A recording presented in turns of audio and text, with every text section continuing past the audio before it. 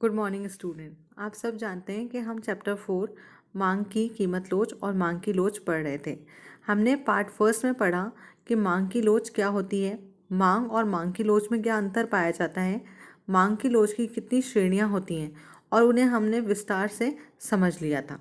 आज हम पढ़ेंगे कि मांग की लोच को मापने की कितनी विधियां होती हैं और मांग की लोच के निर्धारक तत्व कौन कौन से होते हैं। तो आइए शुरुआत करते हैं मांग की लोच की विधियों से। मांग की लोच को मापने की 3 विधियां होती हैं। पहली होती है अनुपातिक या प्रतिशत विधि, दूसरी होती है कुल व्यय विधि और तीसरी होती है ज्यामितीय विधि। सबसे पहले हम शुरुआत करेंगे अनुपातिक और प्रतिशत विधि से। शुरुआत में जब मैंने आपको मांग की लोच पढ़ाना शुरू किया था तो उसमें आपको उसका एक फॉर्मूला मैंने समझाया था। आपको याद होगा वो फॉर्मूला जो था del Q upon del P into P by Q, del Q upon P del P into P by Q. ये फॉर्मूला मैंने आपको स्टार्टिंग में बताया था, जिसका मतलब था डेल क्यू मतलब मात्रा में परिवर्तन, डेल पी कीमत में परिवर्तन, पी प्रारंभिक कीमत और क्यू प्रारंभिक मात्रा। इसे एक बार हम एक उदाहरण से समझ लेते हैं तो हमें कॉन्सेप्ट को समझने में आसानी होगी। हम जैसे गोलगप्पे खाने गए, तो गोलगप्पे जब हम खाने गए तो गोलगप्पे की कीमत थी 5 रुपये। तो कितने गोलगप्पे खाए? 10। फिर गोलगप्पे की कीमत बढ़ गई और कितनी हो गई? 10 रुपये। तो अब कितने गोलगप्पे खाए? 5।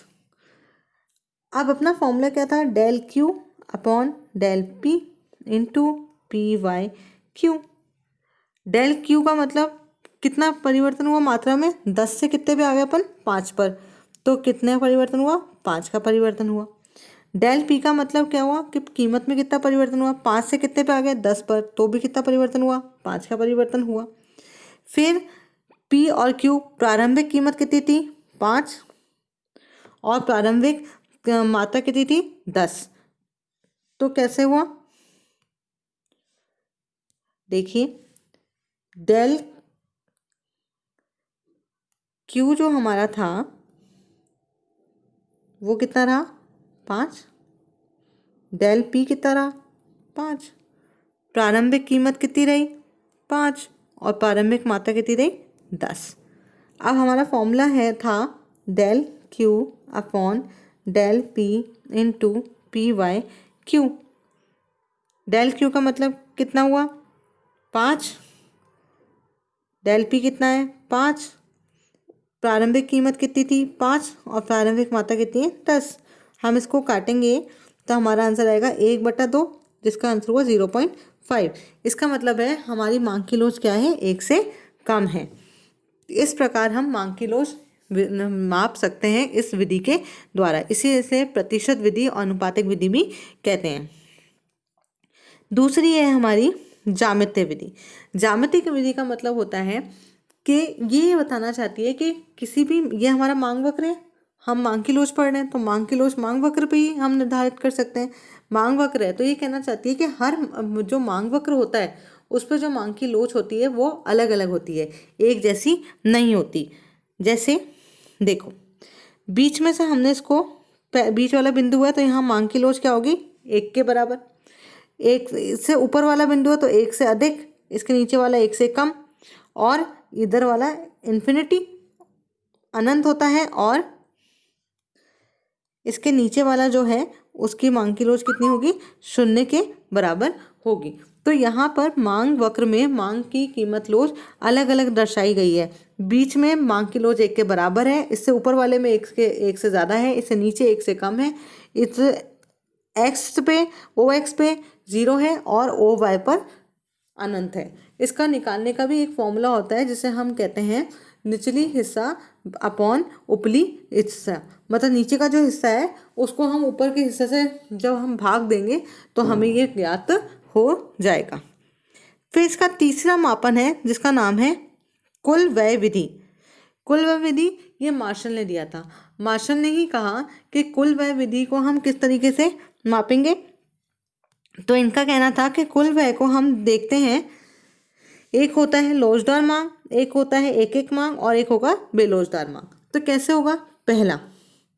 पहले में मैंने माना कीमत के घटने पर मात्रा बढ़ जाती है और कीमत के बढ़ने पर मात्रा घट जाती है। दोनों के बीच में विपरीत संबंध है।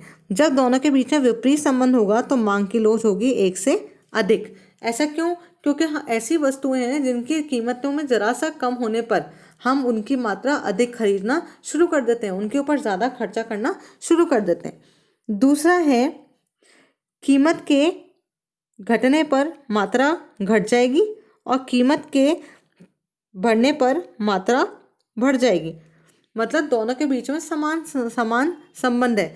कीमत घटेगी तो मात्रा घटेगी और कीमत बढ़ेगी तो मात्रा बढ़ जाएगी। ऐसी वस्तुएं जिनको हम तभी खरीदेंगे जब उसकी कीमतें ज़्यादा होंगी, और अगर उसकी कीमतें कम है तो हम उसे खरीदना बंद कर देंगे। तो यहाँ पर मांग की लोच होगी हमारी एक से कम। और कुछ वस्तुएं ऐसी होती हैं जिनकी कीमतें बढ़ जाने पर और घट जाने पर मात्रा के ऊपर कोई असर नहीं पड़ता, वहाँ मांग की लोच होगी एक के बराबर। इसको हमें याद करने का एक तरीका है, कुलवय विधि में 3 केसेस होते हैं। पहला केस ये है कि कीमत के घटने पर मात्रा बढ़ जाएगी और कीमत के बढ़ने पर मात्रा घट जाएगी। आप एरो देखिए, दोनों एरो जो हैं पहले वाले नंबर पर, दोनों एरो जो हैं वो विपरीत दिशा में, जब विपरीत दिशा में होंगे तो मांग की लोच एक से अधिक होगी। दूसरे में देखिए, जब दोनों समान दिशा में होंगे तो मांग की लोच एक से कम होगी। और जब कीमत के बढ़ने और घटने पर मांग के मात्रा पर कोई फर्क नहीं पड़ेगा तो मांग की लोच एक के बराबर होगी। इसी तरह अब हम आपको समझ में आया होगा कि मांग की लोच को मापने वाली 3 विधियां हैं और 3 विधियों के क्या क्या मतलब है। अब हम पढ़ेंगे मांग की लोच को निर्धारण करने वाले तत्व। मांग की लोच को निर्धारण करने वाले कई तत्व होते हैं, उनमें से कुछ हम इसको समझेंगे और कुछ पढ़ेंगे। पहला है वस्तु की प्रकृति पर, कि वस्तु कैसी है। अगर वस्तु बहुत आवश्यक है जिसके बिना हम रह नहीं सकते तो उसकी कीमत के बढ़ने या घटने पर हमारी मात्रा पे कोई फर्क नहीं पड़ेगा, तो मांग क्या होगी? बेलोचदार होगी। और ऐसी वस्तुएं जिसकी कीमत के जरा सा घटने पर हम ज़्यादा मात्रा खरीद सकते हैं, मतलब हमारे पे फर्क पड़ेगा, तो उसकी मांग लोचदार होगी। दूसरी होती हैं प्रतिस्थापन वस्तुएं। प्रतिस्थापन वस्तुएं कौन सी होती हैं? जिन्हें हम एक की जगह एक वस्तु को दूसरे की जगह स्थापित कर सकें। जैसे अगर चाय महंगी है तो हम उसकी जगह कॉफ़ी पी लेंगे। तो जब हम एक की जगह फटाफट किसी दूसरे को ले लेते हैं तो उसके उधर होगी लोचदार मांग। लेकिन जब हम एक वस्तु की जगह दूसरी वस्तु का इस्तेमाल नहीं कर सकते तो वहाँ पर मांग की लोच होगी कम लोचदार या बेलोचदार। फिर तीसरा है वस्तुओं के विभिन्न उपयोग। जब हम किसी वस्तु को या किसी भी चीज़ को कई उपयोगों में लगा सकते हैं तो वहाँ मांग की लोच होगी लोचदार, और अगर नहीं लगा पाएंगे तो वो होगी कम लोचदार या फिर बेलोचदार। जैसे दूध का अगर महंगा है तो मैं उसकी सिर्फ चाय बनाऊंगी या हम दूध पियेंगे और ज़्यादा दूध का इस्तेमाल नहीं करेंगे, तो यहाँ पर मांग की लोच हो गई कम लोचदार, क्योंकि हम एक ही जगह उपयोग कर रहे हैं। लेकिन अगर दूध के दाम कम हो गए तो मैंने उसका दही बनाया, पनीर बनाओ, आप मिठाई बनाओ, खीर बनाओ, किसी भी इस्तेमाल में ले सकते हो, कितने भी उपयोगों में ले सकते हो, तो यहाँ मांग की लोच हो गई लोचदार। चौथा है उपभोक्ता की बजट में इस वस्तु की महत्व मतलब कितना इंपॉर्टेंस रखता है आपके बजट में। अगर आप उसके ऊपर ज़्यादा खर्चा करते हो तो आपके लिए वहाँ पे मांग की लोच हो गई लोचदार, और अगर कम खर्चा करते हो तो बेलोचदार या फिर कम लोचदार। 6 है उपभोक्ताओं की आदतों पे कैसे, कि अगर हम ऐसी वस्तुएं हैं जिनके बिना हम रह नहीं सकते, जैसे सिगरेट, तम्बाकू, इनके कुछ होते हैं जो इनके बिना रह नहीं सकते, तो वहाँ मांग की लोच होगी बेलोचदार। क्यों? क्योंकि वो किसी भी कीमत पर उसको खरीदेंगे, चाहे वो ज़्यादा कीमत हो, चाहे वो कितनी भी महंगी हो, लेकिन वो खरीदेंगे। लेकिन कुछ चीज़ें होती हैं जिनको हम छोड़ सकते हैं और जिनको हम अवॉइड कर सकते हैं, इग्नोर कर सकते हैं, थोड़े टाइम के लिए रोक सकते हैं उनका उपभोग, तो वहाँ मांग की लोच होगी लोचदार। समय अवधि 2 तरह की होती है, एक होती है अल्पकाल और एक होती है दीर्घकाल। अल्पकाल का मतलब होता है छोटा समय जिसमें हम एकदम से अपना डिसीजन चेंज नहीं कर सकते, और दीर्घकाल जिसमें हमें बहुत टाइम मिलता है, हम अपना डिसीजन चेंज कर सकते हैं, टेस्ट चेंज कर सकते हैं, थोड़ी देर रुक सकते हैं। तो जिसमें हम चेंज नहीं कर सकते वहाँ पे मांग की लोच होगी बेलोचदार, कि हमें वो वस्तु चाहिए चाहे वो किसी भी कीमत में मिले। और जिसमें हम अपना टेस्ट चेंज कर सकते हैं, थोड़ा सा रुक सकते हैं, हम अपने डिसीजन को चेंज कर सकते हैं, तो वहाँ पे मांग की लोच होगी लोचदार, कि हम थोड़ा रुक जाए, थोड़ी कीमत कम हो जाए, फिर हम इसकी मात्रा को खरीद लेंगे।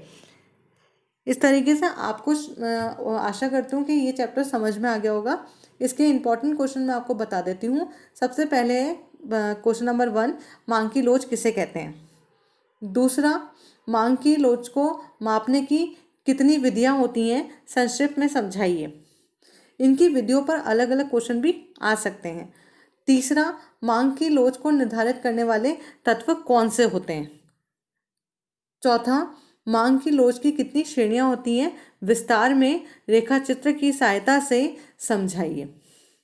और बाकी कई इसमें छोटे क्वेश्चन बनते हैं 1-1 नंबर के, जैसे मांग की लोच कहाँ पर एक से अधिक होगी, किन वस्तुओं के लिए एक से अधिक होगी, तो उसका आंसर है कि विलासिता वस्तुओं के लिए होगी। मांग की लोच कहाँ पर बेलोचदार होगी या शून्य लोच होगी, तो आवश्यकता वस्तुओं के लिए होंगी। तो ऐसे कई तरीके के क्वेश्चन इस चैप्टर में से बनते हैं। आशा करती हूँ कि आपको ये चैप्टर समझ में आया होगा। अगर अच्छा लगे तो लाइक कीजिए और दो और बच्चों तक पहुँचे ये चैप्टर। तो ये मेरी जो पहल है वो और बच्चों तक पहुँचाने के लिए, उनके लिए अर्थशास्त्र को ईजी बनाने की कोशिश की गई है। तो मेरी मदद कीजिए और उन बच्चों तक भी पहुँचाइए जिनको अर्थशास्त्र मुश्किल लगती है। तो आप इसे शेयर कीजिए और सब्सक्राइब कीजिए। जब भी नया वीडियो डलेगा तो नोटिफिकेशन आपके पास अवेलेबल हो जाएगा। नमस्कार।